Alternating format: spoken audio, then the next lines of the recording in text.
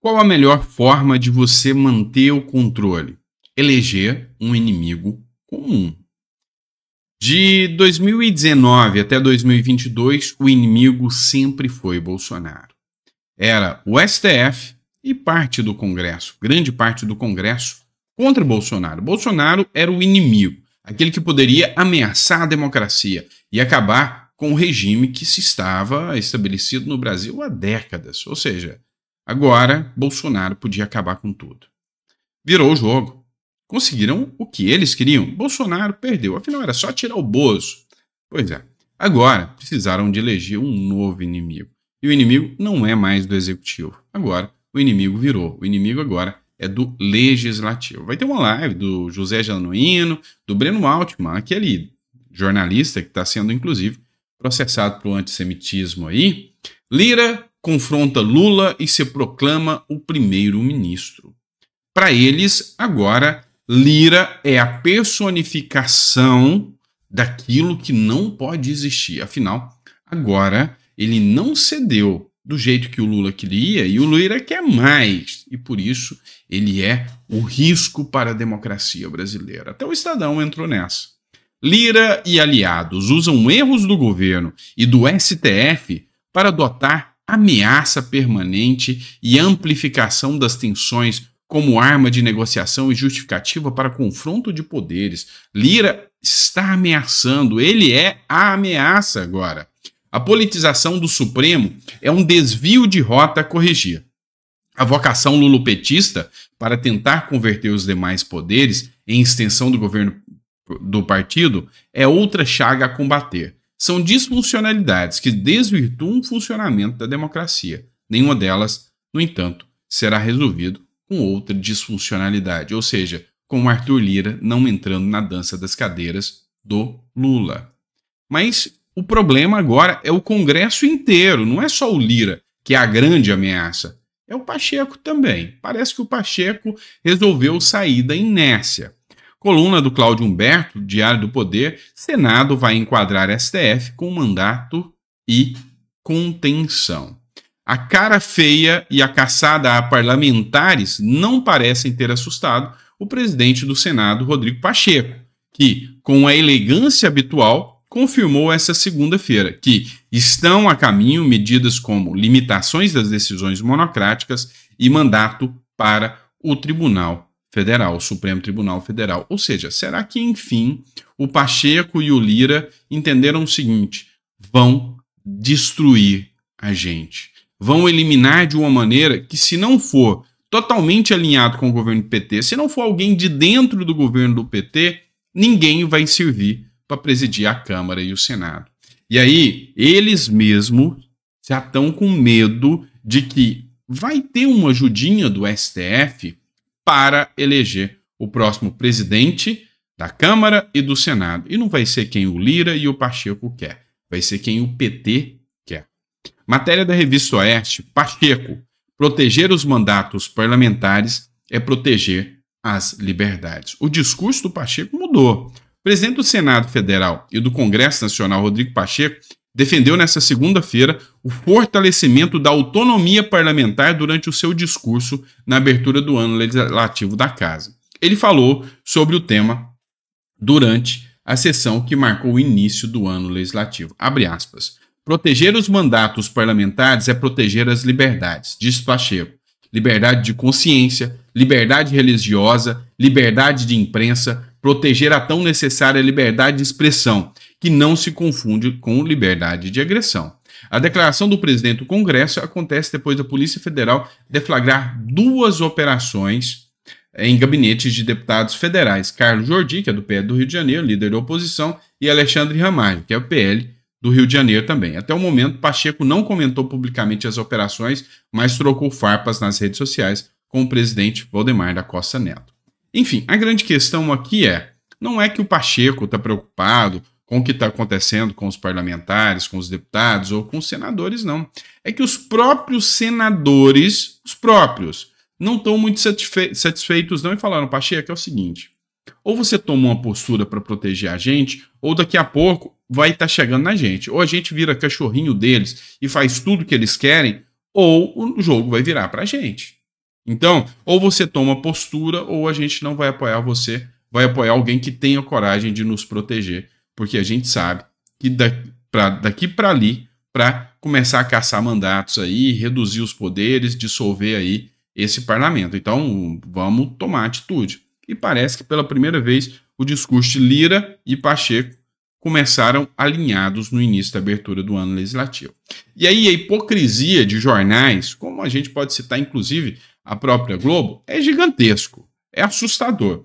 Olha só o que tiveram a coragem de falar. Qualquer que seja ele, que tem que levar 50% mais um dos votos válidos numa eleição, sendo que quem manda é o parlamentar que foi eleito por uma fatia do eleitorado do estado dele para um mandato de deputado federal. Está certo isso? Não está certo.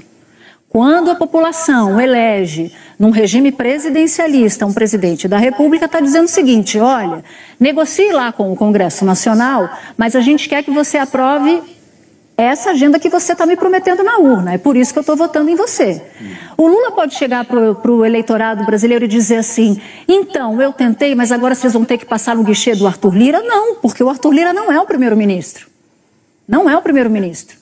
Então as coisas estão completamente na teoria, deformadas. Na prática ele está sendo, né? Na prática ele está tentando. Quase, né? Pública qualquer que seja ele, que tem que...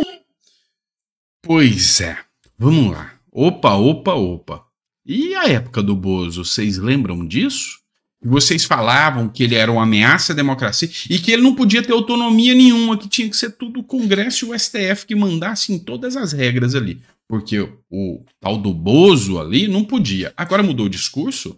Peraí, o Lula foi eleito com 50% dos votos mais um e agora quem tem que mandar é ele. Nós escolhemos a agenda do Lula para colocar no Brasil. Peraí.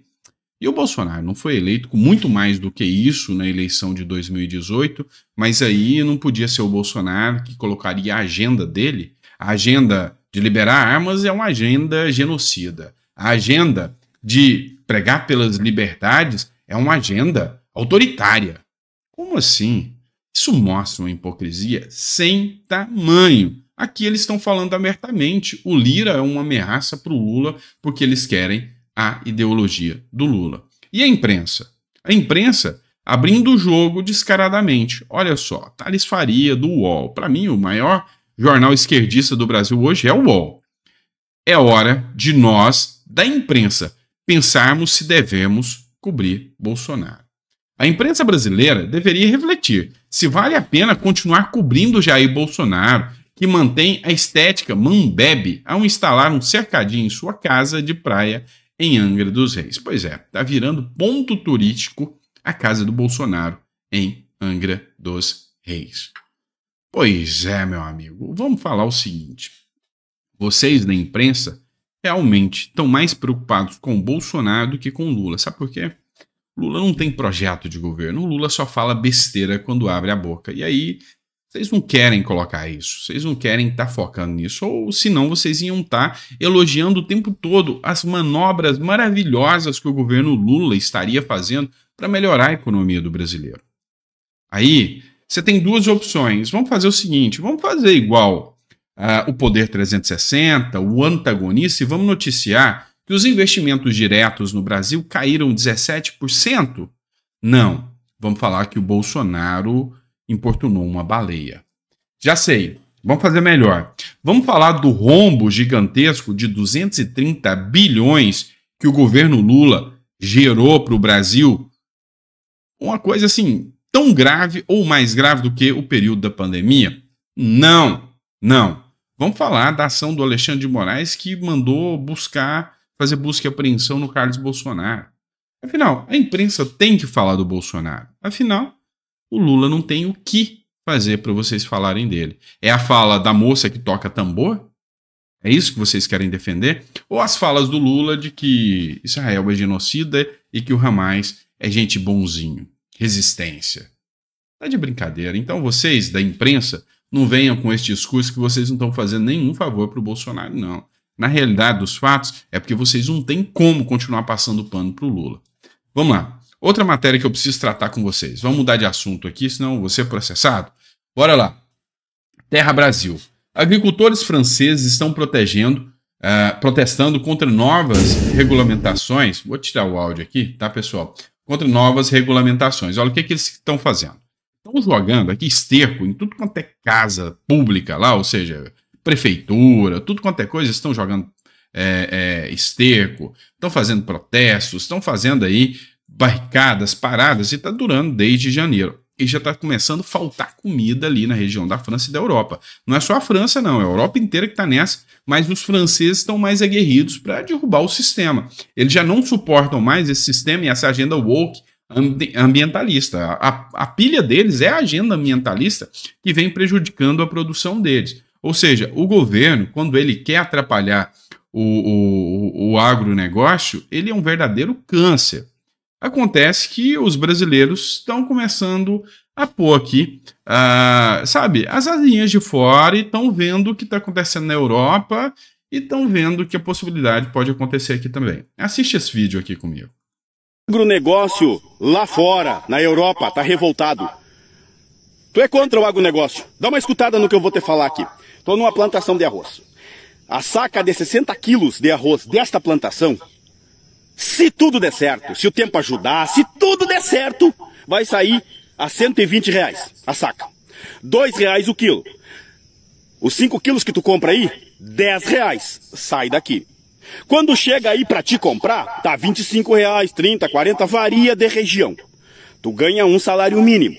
É claro que tu vai reclamar, porque é ruim, é difícil, meu amigo. Aí tu reclama do produtor que tá ganhando dinheiro. Mas esse produtor, se não conseguir que esta safra dê boa, ele vai se ferrar. Quem é que ganhou nessa trajetória aí, ó, sem levantar a bunda da cadeira e ainda te colocando tu contra ele, que é ele que traz o alimento para ti? O governo que não faz nada. Tava na hora de abaixar o ICMS de alimentos imediatamente, baixar ou zerar o ICMS de alimentos, porque eles ganham imposto em tudo. Até no... Tu respirar hoje, tu paga imposto, cara. Acorda a população brasileira. Lá fora eles estão vendo isso. Não adianta vocês ficarem contra quem produz, porque é quem produz que larga a comida na mesa para vocês aí continuarem produzindo, porque vocês produzem também dentro da cidade. Mas sem isso aqui vocês não produzem. Então acordem, é o governo, essa gente sem vergonha que tem que levantar a bunda da cadeira e fazer o que realmente necessita para acabar com a fome. Simples assim. É isso que está acontecendo lá fora. Parabéns, é o que eu tenho que falar. Deu de forma simples, tranquila, uma aula de economia que o Haddad não seria capaz de dar para vocês. É simples assim. A saca de arroz, que sai do produtor a R$10, é vendida para você a R$34, R$35, é por causa dos impostos e é por causa dos atravessadores. É por causa do transporte, do combustível, que está caro, que tem muito imposto. Pois é. E aí, está na hora de vocês entenderem que o que segura esse país, essa república de bananas de pé, é o agronegócio. Então está na hora de acordar e começar a defender os policiais, começar a defender o agronegócio, começar a defender aquilo que nós temos de bom. Porque é isso que é a linha, é a barreira que ainda limita a barbárie, o caos que eles, o próprio governo, quer com a, austeridade que o Brasil precisa. Grande abraço, pessoal. Fica com Deus.